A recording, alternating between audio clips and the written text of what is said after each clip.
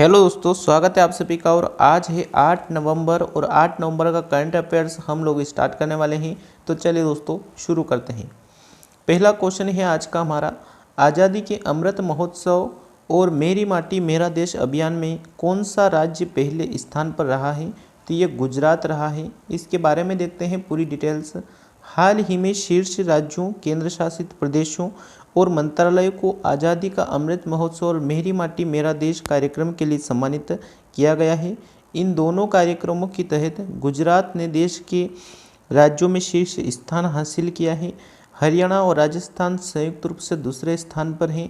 केंद्र शासित प्रदेशों में जम्मू कश्मीर सबसे पहले स्थान पर रहा। मंत्रालय में पहला स्थान विदेश मंत्रालय का रहा और रक्षा मंत्रालय दूसरे स्थान पर रहा। ठीक है, रेल मंत्रालय और शिक्षा मंत्रालय तीसरे स्थान पर हैं। और ये पुरस्कार प्रधानमंत्री द्वारा नई दिल्ली में कर्तव्य पथ पर प्रदान किया गया है। ये भी ध्यान में रखना है आप सभी। ठीक है, चलिए बढ़ते हम अगले क्वेश्चन की ओर। क्वेश्चन है हमारा, हाल ही में किसके द्वारा one nation one registration platform launch किया गया है? तो ये नेशनल मेडिकल कमीशन के द्वारा लॉन्च किया गया है।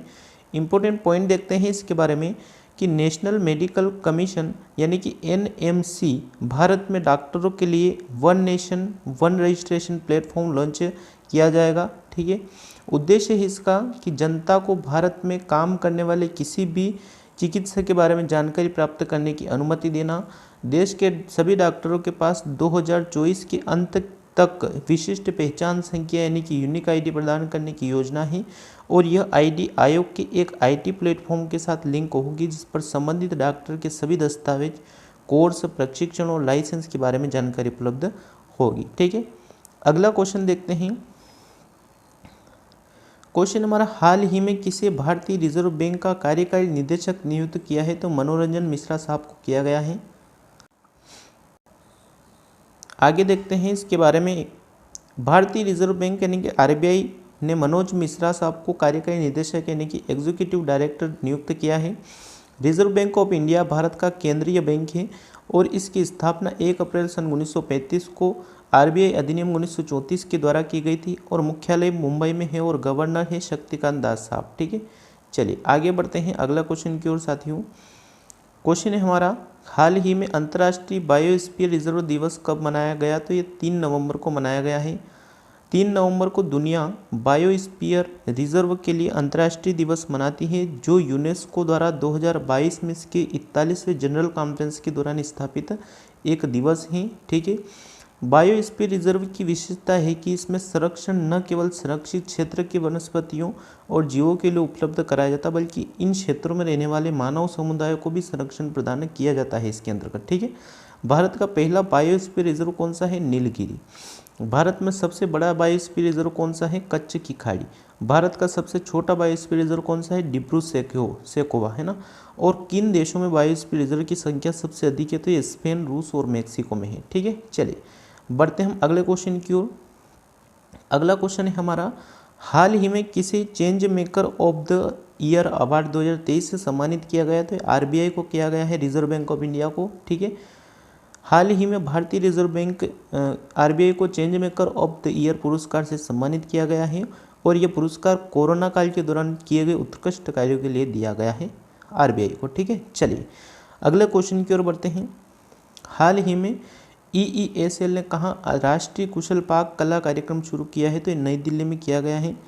केंद्रीय ऊर्जा मंत्री आर के सिंह ने राज्य की स्वामित्व वाली energy efficiency services limited EESL की 2 परियोजनाएं शुरू की हैं। ठीक है, ईईएसएल द्वारा राष्ट्रीय कुशल पाक कला कार्यक्रम एनईसीपी और ऊर्जा कुशल प्रशंसक कार्यक्रम पेश किए हैं।